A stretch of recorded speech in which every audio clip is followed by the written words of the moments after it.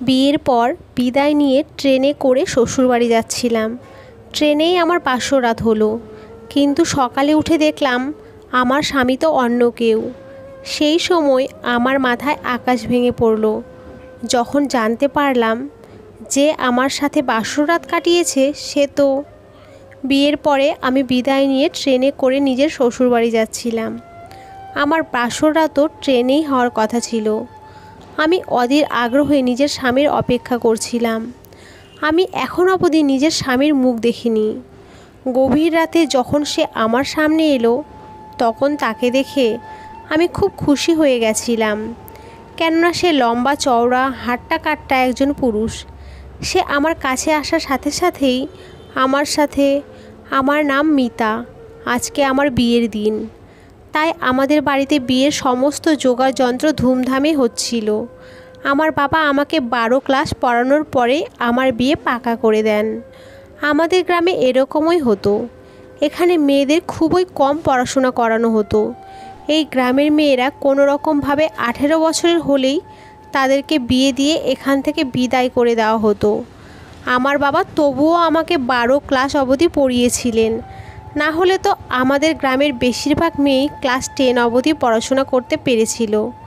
আমরা গরিব পরিবারের ছিলাম, কিন্তু আমার বিয়ে আমাদের থেকে ধনী পরিবারে হচ্ছিল। আমরা 2 ভাই বোন, ভাই আমার থেকে ছোট। আমি নিজের বিয়ে নিয়ে অনেক স্বপ্ন মনের মতো সাজিয়ে রেখেছিলাম, কেননা বিয়ের আগে আমি নিজের মনের মতো কোনো জিনিসই কিনতে পারিনি, কারণ আমার বাবা মা গরিব। আমি কোনো জিনিসের বায়না করলে মা আমাকে এটাই বলতো যে আমি যেন আমার হৃদয়ের সমস্ত স্বপ্ন মনে রাখি আর আমাকে বুঝবে। কিন্তু কিছু কিছু জিনিস এমন হচ্ছিল যাতে আমি খুব দুঃখ পাচ্ছিলাম। আমার শ্বশুরবাড়ির লোকেদের আমার বাবার বাড়ি থেকে বিয়ের যৌতুক হিসাবে যা যা জিনিস দেওয়া হয়েছিল তাতে তারা বিভিন্ন রকমের খুঁত খুঁজে বের করতে শুরু করেছিল, আর আমার বাবার কাছে আরও জিনিসের দাবি করেছিল। আমি এই কারণেই অনেকবার আমার বাবাকে বলেছিলাম যে বাবা, এরকম বাড়িতে সম্বন্ধ করা উচিত না, কিন্তু আমার বাবা সব সময় বলতো যে ওরা বড়লোক মানুষ, এই কারণে ওদের সামনে তো আমাদের কিছুটা নিচু হতেই হবে আর তাদের ডিমান্ডকে পূরণও করতে হবে, আর এটাই আমাদের সবার জন্য ভালো হবে। কেননা আমি তোকে সচ্ছল পরিবারে বিয়ে দিতে চাই। একবার তোর বিয়ে হয়ে গেলে তারপরে আর কোনো অসুবিধে হবে না, আর তবেই তো তুই ওই বাড়িতে বউ হয়ে যেতে পারবি।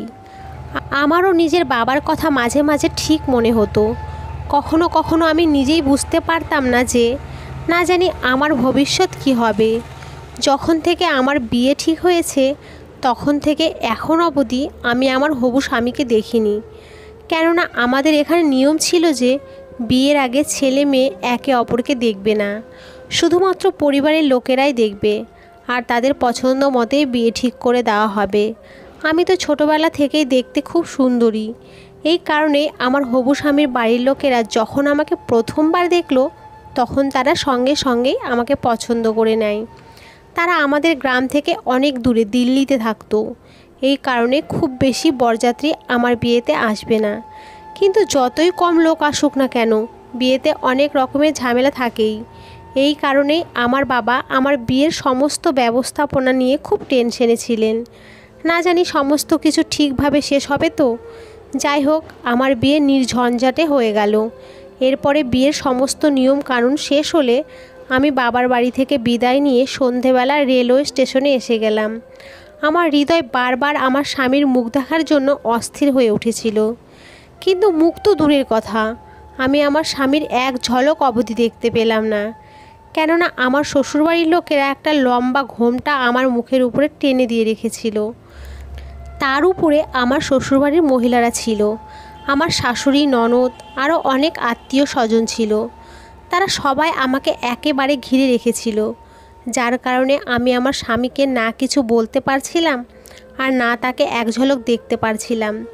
তারপর আমি নিজের মনকে বোঝালাম যে আর তো মাত্র কিছু সময়ের ব্যাপার।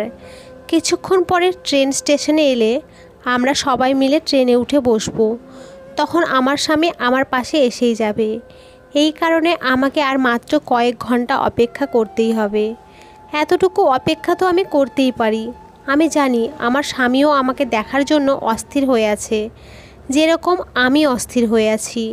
আমি মনে মনে খুশি ছিলাম যে আমার স্বামী যখন আমাকে প্রথমবার দেখবে তখন আমার সৌন্দর্য দেখে ও হতভম্ব হয়ে যাবে, আর না জানি সে আমার কত প্রশংসা করবে। আমি এই সমস্ত কথাই ভেবে ভেবে বারবার পুলকিত হচ্ছিলাম আর মনে মনে খুব খুশি হচ্ছিলাম। কিছু সময় পরেই আমাদের ট্রেন স্টেশনে এসে গেল আর আমরা সবাই নিজেদের বুক করা কেবিনে উঠে বসে গেলাম। এখনও আমার শাশুড়ি আর আমার ননদ আমার সঙ্গে আঠার মতো লেগে রইল।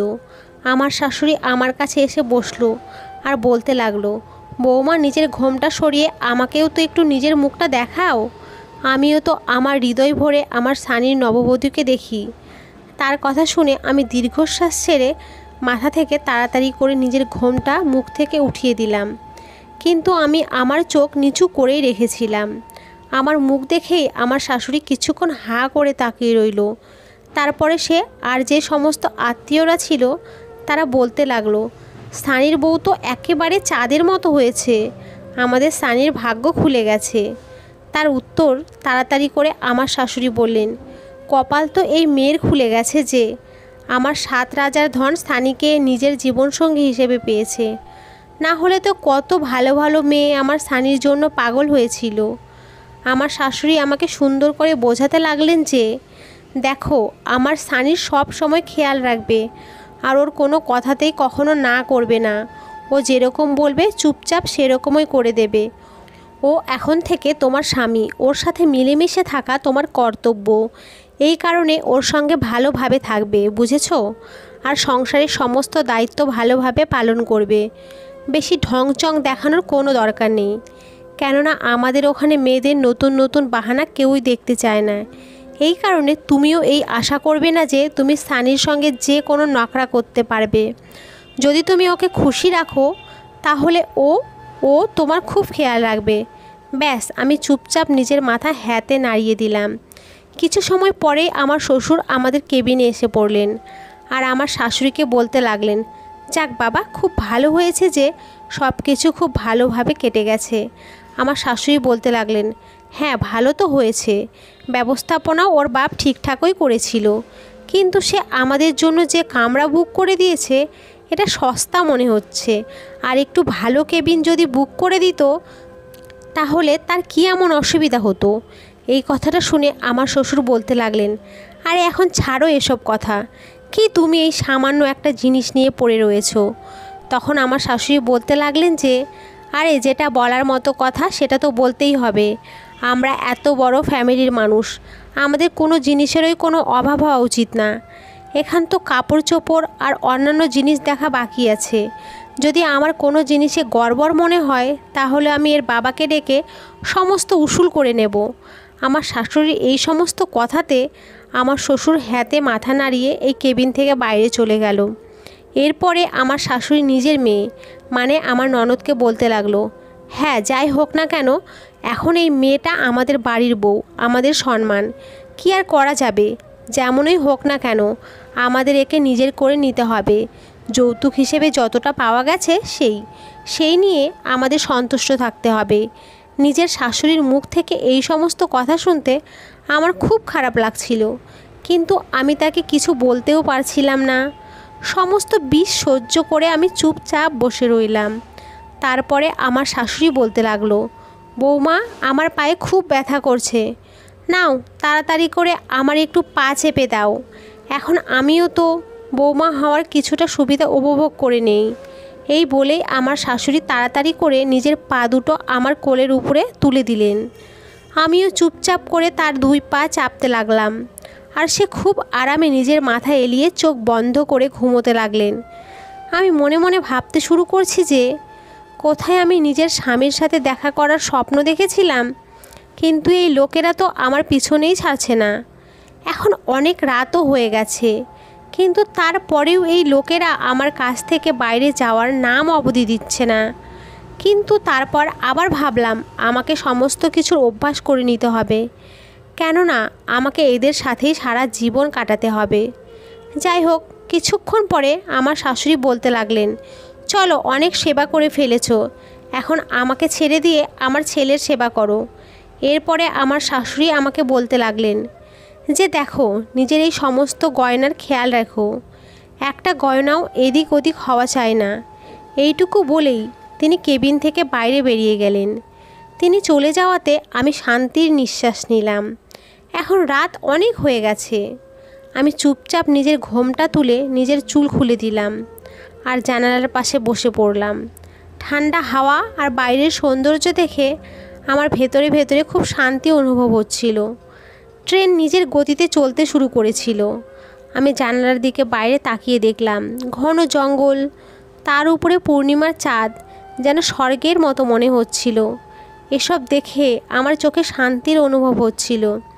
আমি কিছু সময় চুপচাপ বাইরের দৃশ্য দেখতে লাগলাম আর গুনগুন করে গান গাইছিলাম। এরপরে আমার হঠাৎ করে খেয়াল এলো যে অনেক সময় পার হয়ে গেছে, কিন্তু আমার স্বামী এখন অবধি আমার কাছে কেন আসছে না। আমি এই সমস্ত কিছুই ভাবছিলাম। তখনই আমার কেবিনের দরজায় কারো আসার শব্দ শুনতে পেলাম। আমি বুঝে গেলাম যে আমার স্বামী আসছে।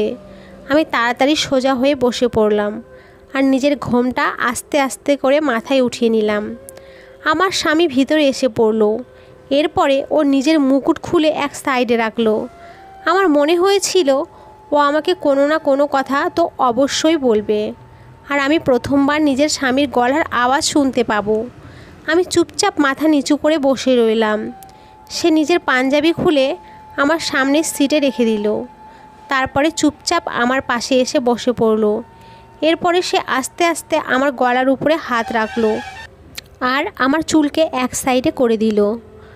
তার এই রকম করাতে আমার পুরো শরীরে একটা অদ্ভুত রকমের ঢেউ খেলে গেল। আমার এরকম মনে হচ্ছিল যে আমি যেন কারেন্টের শক খেয়েছি। লজ্জায় আমার চোখ বন্ধ হয়ে এলো। আমি ভাবতে লাগলাম, এটা কি? এ তো আসার সাথে সাথেই সব কিছু করতে শুরু করে দিয়েছে।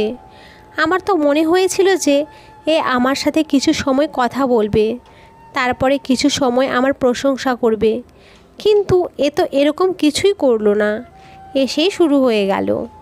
তখন আমি ভাবলাম হয়তো হতে পারে যে আমার স্বামী আমার জন্য খুব বেশি অস্থির হয়েছিল, এই কারণেই ও দেরি সহ্য করতে পারছে না। এরপরে আমার স্বামী আমাকে ঘুরিয়ে তার দিকে বসালো আর আমার মুখ নিজের দুহাতে নিয়ে খুব গভীরভাবে দেখতে লাগলো।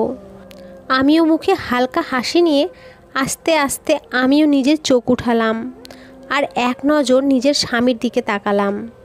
যখন আমি আমার স্বামীকে দেখলাম তখন তাকে দেখে আমার মন খুব খুশি হয়ে গেল, কেননা আমার স্বামী দেখতে খুবই হ্যান্ডসাম, যেরকম আমি মনে মনে চাইতাম সে একদমই সেই রকম ছিল। এটা দেখে আমি খুব খুশি হয়ে গেছিলাম যে কমসে কম ভগবান আমাকে মনের মতো একজন জীবনসাথী দিয়েছেন।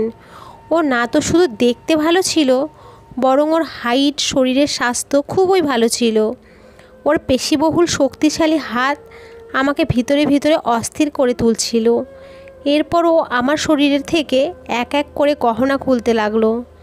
এরপরে সেগুলোকে একটা কাপড়ে পুটুলিতে করে এক সাইডে রেখে দিল। এই অনুভব আমি ভাষায় প্রকাশ করতে পারবো না। আর আমার স্বামী যেরকমভাবে অস্থির হয়ে আমাকে কাছে পেতে চাইছিল, সেটা আমাকেও খুব খুশি করে দিয়েছিল, কেননা ও আমার সময়ের পুরো খেয়াল রেখেছিল। আমি খুব খুশি হয়েছিলাম আর আমিও আমার স্বামীর সাথে সম্পূর্ণরূপে সাথ দিয়েছিলাম। এদিকে ট্রেন খুব স্পিডে ছুটছিল আর ওদিকে আমরা। এরপরে না জানি কখন মিলনের ক্লান্তিতে এতটা ক্লান্ত হয়ে পড়েছিলাম যে কখন আমার চোখ লেগে গেছিল সেটা আমি বুঝতেই পারিনি। সকালের দিকে আমার কামরার বাইরে হালকা হালকা কথা বলার আওয়াজ শুনতে পাচ্ছিলাম, যেটা শুনে আমি তাড়াতাড়ি করে উঠে বসে পড়লাম। এরপরে আমি লক্ষ্য করে দেখলাম যে আমার স্বামী কেবিনের মধ্যে নেই। আমি বুঝে গেলাম যে ও হয়তো ফ্রেশ হওয়ার জন্য বাথরুমে চলে গেছে। আমি তাড়াতাড়ি করে নিজের কাপড় বদলালাম আর নিজের ঘোমটা ঢেকে নিয়ে যখন বসলাম, তখনই আমার শাশুড়ি, ননদ আর আমার শ্বশুর হন্তদন্ত হয়ে আমার কেবিনের মধ্যে ঢুকে পড়লো। প্রথমে তো আমি কিছুই বুঝতে পারছিলাম না যে কি হয়েছে, তাই আমি তাড়াতাড়ি করে তাদের কাছে জিজ্ঞেস করলাম যে কি হয়েছে। তখন আমার শাশুড়ি বলতে লাগলেন যে তোমার সমস্ত গহনা ঠিকঠাক আছে তো? হঠাৎ তার মুখে এই রকম কথা শুনে আমি তো হতবাক হয়ে গেলাম, কেননা এই সময়ে শুধুমাত্র একটা লকেট ছাড়া আমার শরীরে একটাও গহনা ছিল না। কেননা আমার স্বামী রাতের বেলা আমার সমস্ত গহনা খুলে দিয়েছিল। আমার শাশুড়ি তাড়াতাড়ি করে আমাকে ভালোভাবে দেখতে শুরু করে দিল। এরপরে এটা দেখে সে হতবাক হয়ে গেল যে আমার শরীরে একটাও গহনা নেই। এর আগে আমি তাকে কিছু বলতাম, তিনি চিৎকার করা শুরু করে দিলেন যে এখন তো আমরা সম্পূর্ণরূপে বরবাদ হয়ে গেছি। ওই চোর না শুধু আমাদেরকে লুটে নিয়েছে, বরং বৌমারও সমস্ত গয়না নিয়ে গেছে। আমাদের তো কয়েক লাখ টাকা লোকসান হয়ে গেল। আমি তো না জানি বৌমার গহনা নিয়ে কত স্বপ্ন দেখেছিলাম। আমি ভেবেছিলাম এই গহনা পরে আমি আত্মীয় স্বজনের বাড়ি যাব আর সবাইকে গিয়ে দেখাবো যে আমার কাছেও এরকম দামি দামি গহনা আছে। কিন্তু এখন আমি কি করব? না জানি আমাদের কত লাখ টাকার লোকসান হয়ে গেল, সমস্ত টাকা পয়সা লুট হয়ে গেছে। আমার শাশুড়ি খুব বাজেভাবে কান্না করতে লাগলেন। এরপরে আমাকে বললেন, তোমার বুদ্ধিশুদ্ধি কি সব লোপ পেয়ে গেছে? তুমি কি করছিলে? তুমি টেরও পাওনি যে তোমার সমস্ত গহনা খুলে নিয়ে গেছে? আমি তাদেরকে বলতে চাইতাম যে আমার সাথে এরকম কিছুই হয়নি, কিন্তু আমার শাশুড়ি আমার কোনো কথাই শোনার জন্য রেডি ছিলেন না।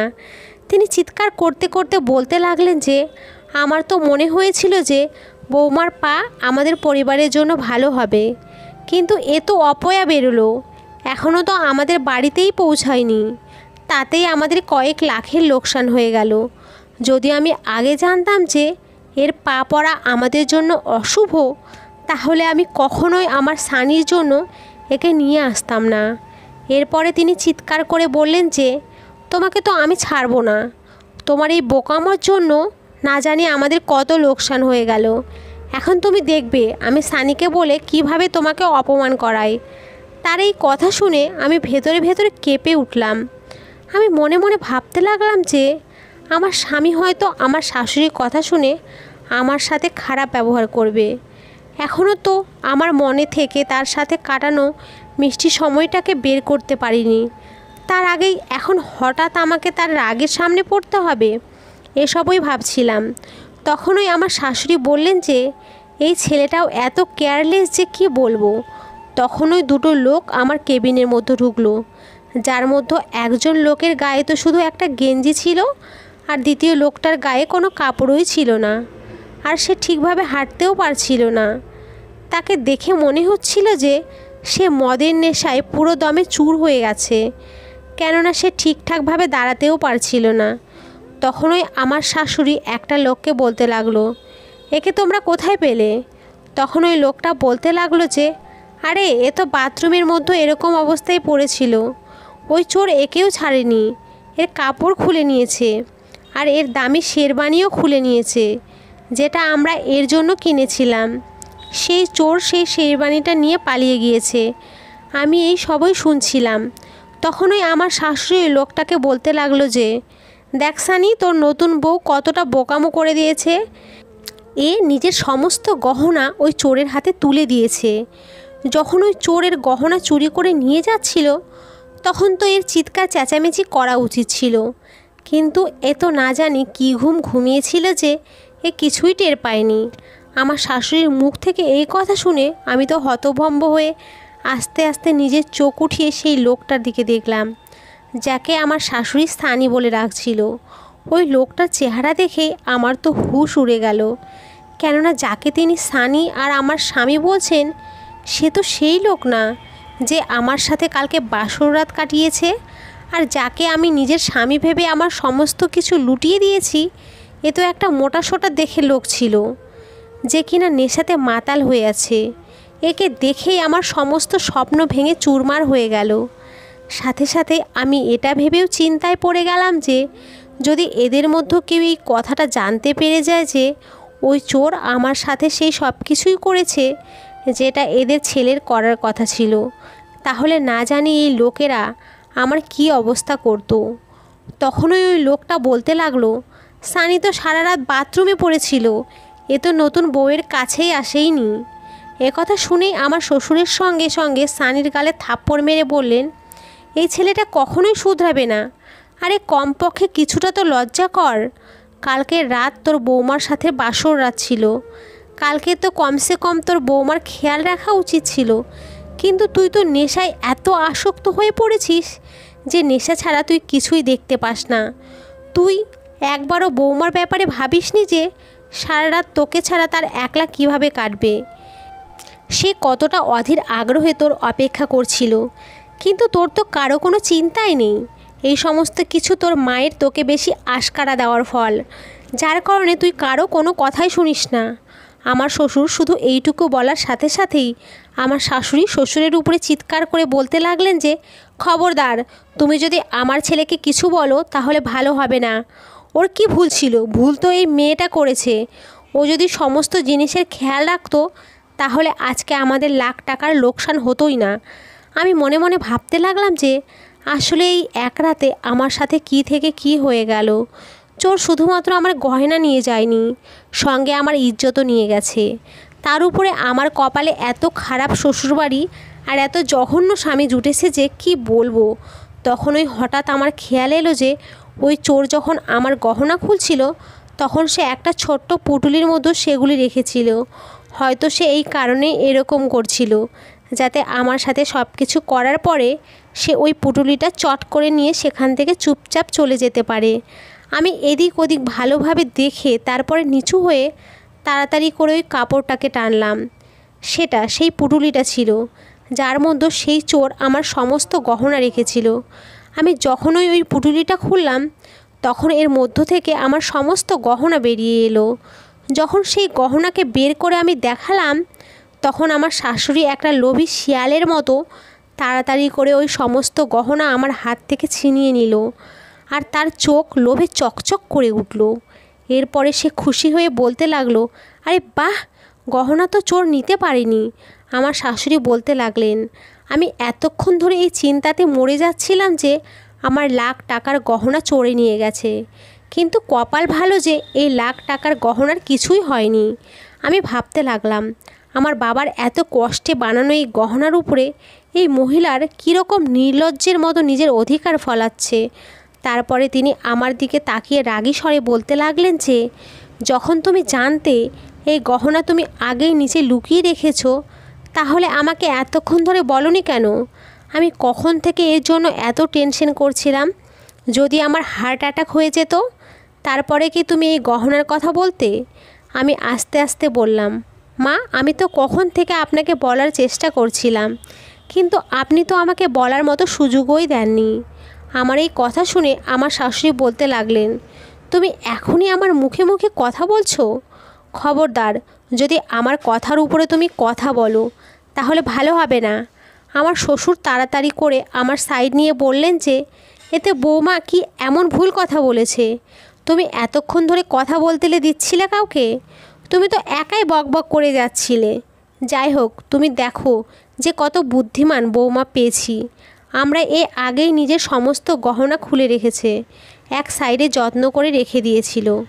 যদি এরকম না করতো তাহলে হয়তো ওই চোর এই সমস্ত গহনা নিয়েও পালিয়ে যেত। শ্বশুরের এই কথা শোনার পরে আমার শাশুড়ি চুপচাপ আমার দিকে দেখতে লাগলেন। এরপরে আমার শাশুড়ি আবার বলতে লাগলেন, এখন যা হওয়ার ছিল তা হয়ে গেছে। টাকা পয়সার কাপড় চোপড়ের লোকসান তো হয়েই গেছে, এখন কি আর করা যাবে?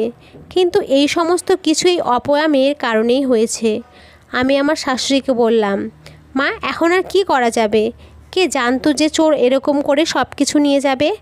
এখন আমি যেমনই হই না কেন, আমি তো আপনার বাড়ির বউই, আপনাদের ওই বাড়ির সম্মান। এখন আমি যেমনই হই না কেন আমার নাম তো আপনাদের সাথেই জুড়ে গেছে। তাই এখন আর কিছুই করার নেই। আমিও নিজের শাশুড়ির সেই কথাটা ফিরিয়ে দিলাম যেটা উনি আমার জন্য বলেছিলেন। প্রথমে তো আমি মনে মনে এই কথাটা নিয়ে খুবই লজ্জিত ছিলাম যে একটা চোর আমার সাথে এই সব কিছু করে গিয়েছে। এখন আমি একদমই লজ্জিত নয়, কারণ এখন আমি এটাই ভাবছি যে এই রকম লোকেদের সাথে এটাই হওয়া উচিত ছিল। আমার বিয়ে একটা এমন লোকের সাথে দিয়ে দেওয়া হয়েছে যে নেশা ছাড়া আর কিছুই বোঝে না। কমসে কম আমি একবারই হোক না কেন, কিন্তু আসল পুরুষের সুখ পেয়েছিলাম, আর এই সুখটাকে নিজের ভিতরে অনুভব করে আমি সারা জীবন কাটিয়ে দিতে পারবো। সে যেই হোক না কেন, সত্যিকারের পুরুষ ছিল। সে আমাকে যে সুখ দিয়েছিল সেটা এই মোটা লোকটা মানে আমার স্বামী কখনোই দিতে পারতো না। আমার মতো সুন্দরী মেয়েদের ওই চোরের মতোই লোক পাওয়া উচিত। কিন্তু আমার ফাটা কপাল, তাই আমি স্থানীর মতো স্বামী পেয়েছি। কিন্তু কমসে কম আমার বাসরাত খারাপ তো হয়নি। আর সেই চোরও আমার সাথে এই সততা দেখেছিল যে সে আমার সাথে সব কিছু করার পরেও আমার একটা গহনাও চুরি করে নিয়ে যায়নি। এটা ভেবেই আমি মনে মনে হাসতে লাগলাম। আমাকে হাসতে দেখে আমার শাশুড়ি আমাকে বললেন, তুমি এত হাসছো কেন? তখন আমি ধীর গলায় বললাম যে আসলে আমি এটা ভেবেই খুশি হচ্ছি যে আমাদের গহনা বেঁচে গেছে, আর এখন আপনি আত্মীয় স্বজনের কাছে এই গহনা পরে আরামসে যেতে পারবেন। আমার এই কথা শুনে আমার শাশুড়ি বললেন, হ্যাঁ তুমি এই কথাটা ঠিকই বলেছ। এর কিছুক্ষণ পরে তারা সবাই আমার কেবিন থেকে বেরিয়ে গেলেন। আমার স্বামীও আমার কেবিন থেকে বেরিয়ে গেলেন। তখন আমি আর একবার চুপচাপ জানালার কাছে বসে বাইরের দৃশ্য দেখতে লাগলাম আর মনে মনে গুনগুন করে গান গাইতে লাগলাম। তো বন্ধুরা, আমাদের আজকের গল্পটি এই পর্যন্তই। যদি গল্পটি ভালো লেগে থাকে তাহলে অবশ্যই একটি লাইক দেবেন এবং চ্যানেলটিকে সাবস্ক্রাইব করবেন। আমাদের পাশে থাকবেন। ভালো থাকবেন। নমস্কার সবাইকে। দেখা হচ্ছে পরবর্তী গল্পে।